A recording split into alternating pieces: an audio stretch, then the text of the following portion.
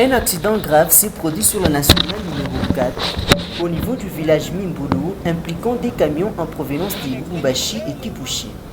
Selon les premières informations, aucun mort à déplorer, mais au moins quelques blessés graves.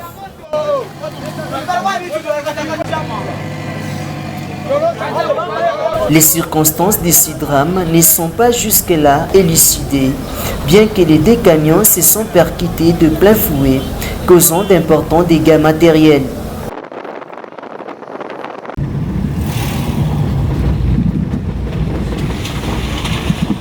Les secours sont rapidement intervenus sur les lieux pour prendre en charge les blessés et les transporter vers les centres médicaux les plus proches. Une enquête devrait être ouverte pour déterminer les responsabilités et éviter qu'une telle situation se reproduise à l'avenir.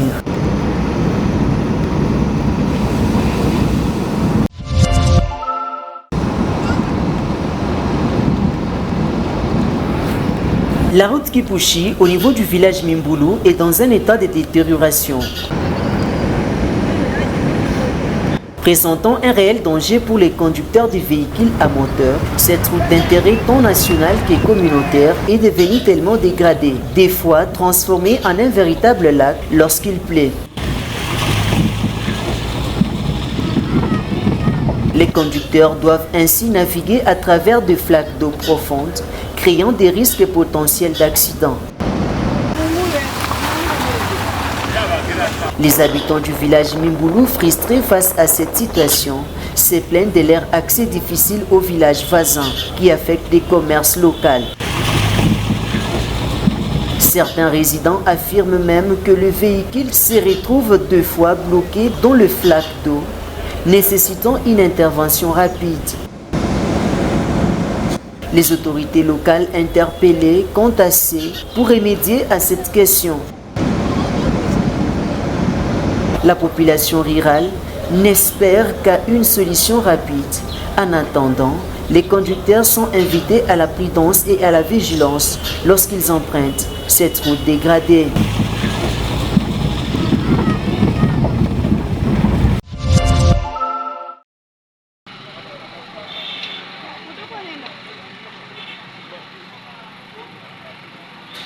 L'avenue Manono, au niveau de l'intersection avec la vallée, à hauteur d'Evumba, connaît une touche de jouvence.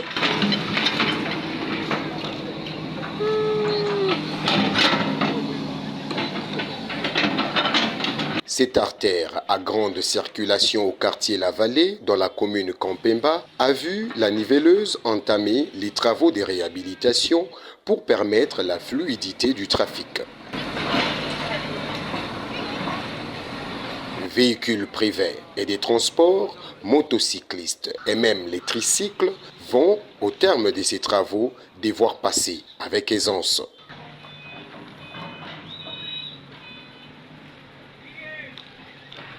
Selon notre source sous anonymat, cette route d'intérêt important devra être livrée dans les meilleurs des délais pour la satisfaction des populations environnantes et d'ailleurs.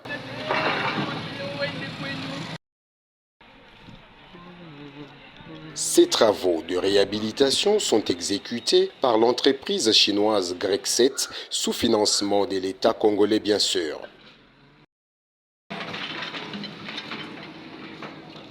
L'avenue Manono est une voirie urbaine qui relie le quartier Bel-Air profond à Kilobelobé quartier en passant par la vallée pour facilement atteindre la commune Ouachi ou même le centre-ville de Lubumbashi par le boulevard Félix-Antoine Tshisekedi.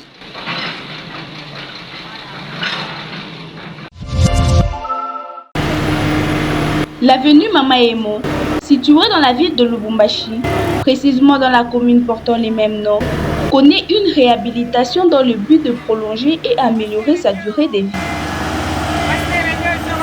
Les travaux débutent dans les après-midi du mercredi 21 février 2024.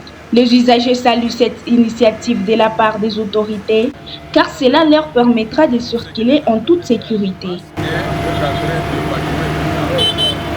Et améliorer des routes, c'est quand même encourageant et nous donnons encore du courage pour progresser avec ça. Ça va bien aider la population. C'est encourageant en tout cas. Je suis tellement heureux.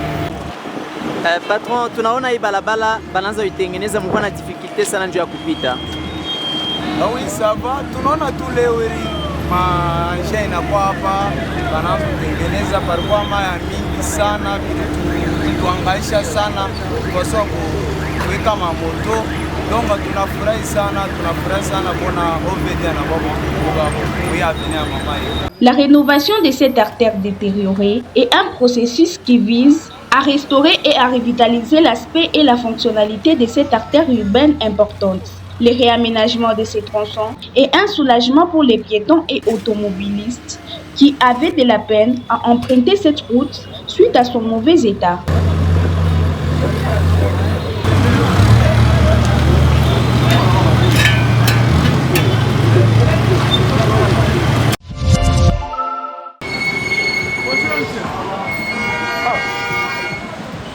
La tension est à son comble à Lubumbashi, dans les Haut-Katanga.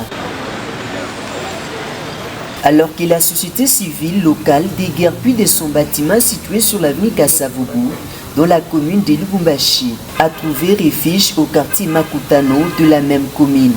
Bon, vous l'aviez posé, je crois que vous avez constaté aussi qu'il y a plusieurs tentatives, ça, je peux appeler en termes de déguerpissement. Ça c'est un cadre de la société civile dont nous, les mouvements associatifs, réunissons à chaque fois et que depuis un certain moment nous sommes en train de subir cette pression et le dossier est au niveau de la justice. Mais cependant que le dossier est en train d'évoluer, la population, enfin, les associations déjà sont en dispersion, c'est qu'on ne sait pas comment se réunir, que ça crée des malaises, ça et là. Les autorités ont procédé à cette expulsion sans préavis, laissant de nombreux membres de la société civile sans abri et sans lieu pour se réunir et mener leurs actions. Justement, à ce que les autorités interviennent le plus vite possible pour que nous puissions nous retrouver dans nos droits afin de siéger normalement et d'organiser nos activités en tant que société civile d'une manière normale. Parce qu'avec ce que nous sommes en train de subir, ça déstabilise. Vous voyez, des fois quand ils viennent, ils dérangent nos machines, nos bureaux, tout ça, ils brisent même parfois. Et nous vivons sous ces courses-là. Nous aimerions à ce que nous puissions nous retrouver dans des conditions très apaisées. Donc nous sommes en train de faire appel à la société tout entière, d'avoir un regard particulier, mais aussi aux autorités politico-administratives aussi, d'en tenir vraiment un œil pour que nous puissions nous retrouver dans des conditions apaisées. Cette décision est vivement critiquée par les membres de la société civile qui dénoncent une violation de leurs droits et une tentative de les réduire au silence. Les défenseurs des droits de l'homme et les militants locaux se mobilisent pour demander des explications aux autorités et pour obtenir justice pour cette injustice subie. Cependant, jusqu'alors, la situation reste tendue.